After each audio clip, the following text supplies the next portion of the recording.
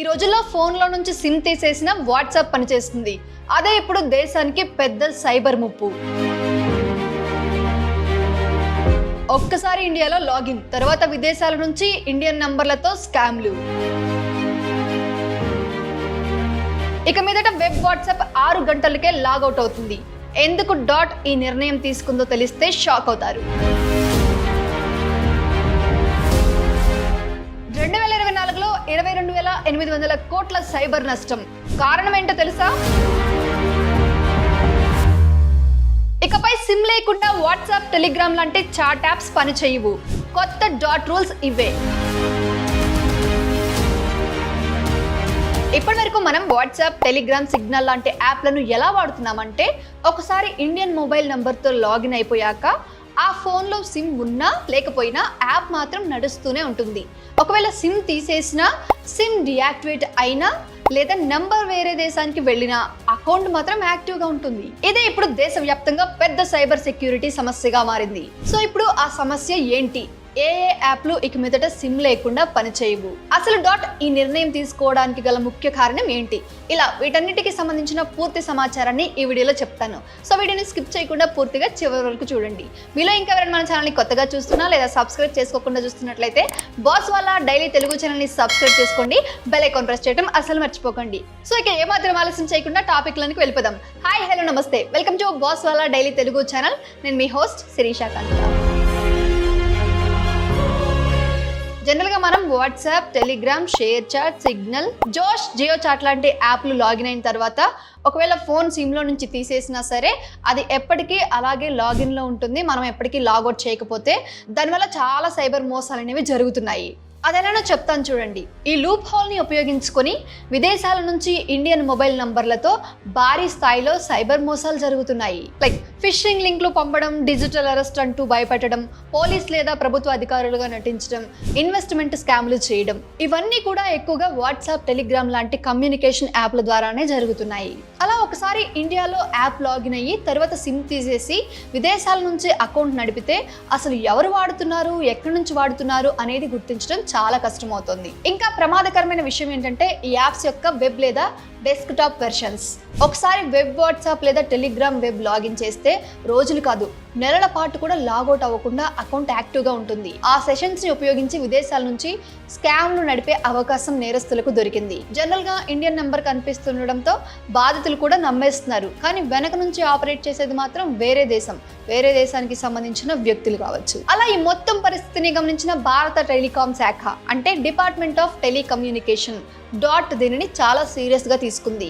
SIM లేకుండా యాప్లు పనిచేయడం వల్ల టెలికాం ఐడెంటిఫైర్లు ఎలా దుర్వినియోగం అవుతున్నాయో అనేక ప్రభుత్వ సంస్థలు, సైబర్ సెక్యూరిటీ ఏజెన్సీలు డాట్ కి తెలియజేశాయి. దీనిపై ఇంటర్ మినిస్ట్రియల్ గ్రూప్లలో కూడా చాలా చర్చ జరిగింది. తర్వాత డాట్ ప్రధాన యాప్ కంపెనీలతో ఈ సమస్యపై అనేక రౌండ్లు చర్చలు జరిపింది. చివరికి ఇది ఒక క్లియర్ సైబర్ సెక్యూరిటీ గ్యాప్ అని నిర్ధారించి డాట్ కొత్త నియమాలు తీసుకొచ్చింది. Telecom cyber security TCS rules 2024 కింద 28 నవంబర్ 2025 నాడు అధికారికంగా ఈ డైరెక్షన్స్ జారీ అయ్యాయి. భారతీయ మొబైల్ నంబర్ను యూజర్ ఐడెంటిఫికేషన్ లేదా సర్వీస్ డెలివరీకి ఉపయోగిస్తున్న అన్ని యాప్ బేస్డ్ కమ్యూనికేషన్ సర్వీసెస్ కు ఇవి వర్తిస్తాయి. ఈ రూల్ వర్తించే యాప్లలో WhatsApp, Telegram, Signal, Snapchat, ShareChat, Josh, Jio chat లాంటి యాప్లు ఉన్నాయి. ఇక నుంచి ఈ యాప్లు పనిచేయాలంటే ఒక ముఖ్యమైన మార్పు ఉంటుంది. యాప్లో ఉపయోగిస్తున్న మొబైల్ నంబర్కు సంబంధించిన యాక్టివ్ సిమ్ అదే ఫోన్లో తప్పనిసరిగా ఉండాలి. అంటే సిమ్ డివైస్ యాప్ మధ్య కంటిన్యూస్ బైండింగ్ అనేది ఉండాలి. అంటే సిమ్ తీసేసినా, ఆ సిమ్ పని చేయకపోయినా లేదా ఆ సిమ్ ఫోన్లో లేకపోయినా ఆ యాప్ కూడా పని చేయదు. ఇది కొత్తగా కాదు. ఇదే విధానం ఇప్పటికీ బ్యాంకింగ్ యాప్లు, UPI పేమెంట్ యాప్లలో ఉంది. సిమ్ లేకుండా Google pay, phone pay, bank యాప్లు పనిచేయవు కదా.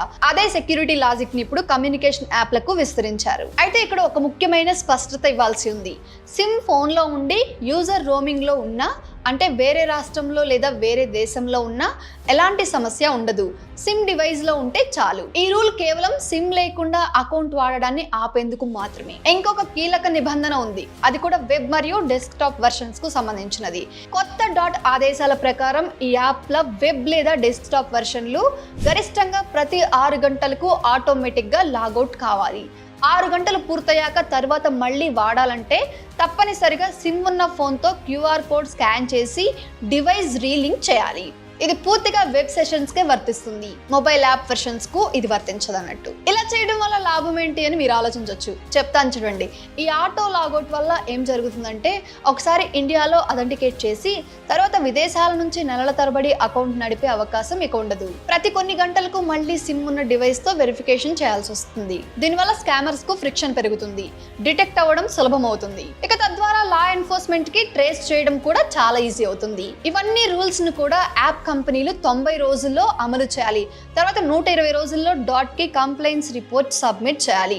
ఇది ఒక ఆప్షనల్ కాదు, మ్యాండేటరీ డైరెక్షన్. అసలు ఈ నిర్ణయం ఎందుకు తీసుకున్నారంటే కేవలం 2024లోనే సైబర్ మోసాల వల్ల భారతదేశంలో 22,800 కోట్లకు పైగా నష్టం జరిగింది. ఫిషింగ్, ఇన్వెస్ట్మెంట్ స్కామ్లు, డిజిటల్ అరెస్టు మోసాలు, లోన్ స్కామ్లు వీటన్నిటిలోనూ కమ్యూనికేషన్ యాప్లు ప్రధాన పాత్ర పోషిస్తున్నాయి. అందుకే టెలికాం ఐడెంటిఫైర్ల మిస్యూజ్ ని అడ్డుకోవడానికి ఈ యూనిఫామ్ ఎన్ఫోర్సబుల్ రూల్స్ తీసుకొచ్చారు. మొత్తానికి కొత్త డాట్ సిమ్ బైండింగ్ రూల్స్ వల్ల ప్రతి యాక్టివ్ అకౌంట్ ఒక లైవ్ కేవైసీ వెరిఫైడ్ సిమ్ కి కట్టుబడి ఉంటుంది. అకౌంట్ ఎవరి చేతుల్లో ఉంది, ఎక్కడి నుంచి ఆపరేట్ అవుతుందనే ట్రేసబిలిటీ తిరిగి వస్తుంది.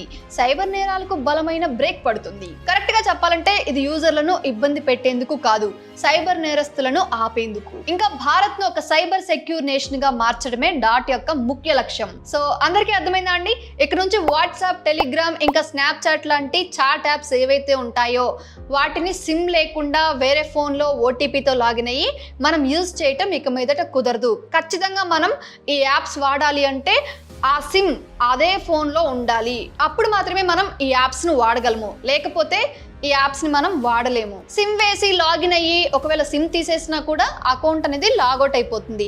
ఇక యాజ్ యూజువల్గా నేను ఆల్రెడీ చెప్పాను కదా, డెస్క్టాప్ వెబ్ వెర్షన్స్ ఏవైతే ఉన్నాయో ప్రతి 6 గంటలకు ఒకసారి లాగౌట్ అవుతాయి.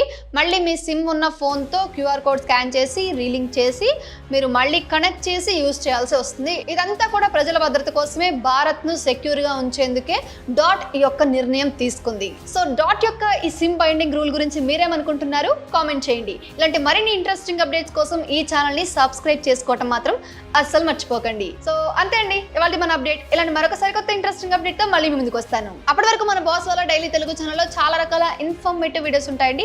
ఒక్కసారి ఛానల్ పేజ్ ని విజిట్ చేసి చూడండి, మీకు కావాల్సిన వీడియో ఖచ్చితంగా లభిస్తుంది.